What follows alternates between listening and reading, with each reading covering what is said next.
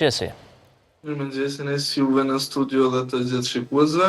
Siç potencova edhe të një person ka përfunduar prapa grilave në Hajvali në qendër të paraburgimit, me që njëjti dyshohet se ka thërrur me thik ish gruan e tij. Rasti u bë me dije kur gruaja nga Gojmbula e Vushtrrisë shkoi për të marrë tretman në emergjencën e qytetit të Vushtrrisë, aty ku filloi tretmani fillestar dhe ku e njëjta lajmëroi se kishte psuar këtë plagë si pasojë e sulmit nga ish bashkëshorti i saj. Menjëherë nga emergjenca u lajmërua policia e Vushtrrisë, të cilët dolën në vendngjarje dhe morën në intervistë gruan e cila tha se për këtë vepër dyshohet pra ish burri i saj.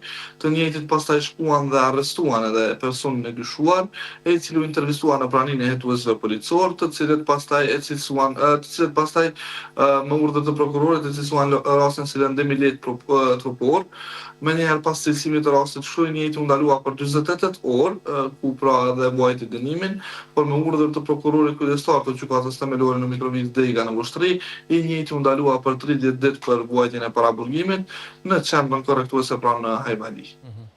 Qartë Ural, faleminderit shumë. Ndërkaq po e pyes edhe juve ashtu siç e pyeta në Pej, a ka pasur ndonjë njoftim nga Spitali i Mitrovicës rreth problemeve të keq ushqyerjes gjatë festës së Bajramit?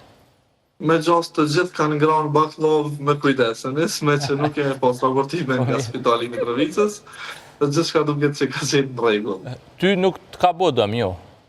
Jo, e kom hungër edhe në mos në 2 vena, veç kom hungër bakllov. Faleminderit shumë Ural.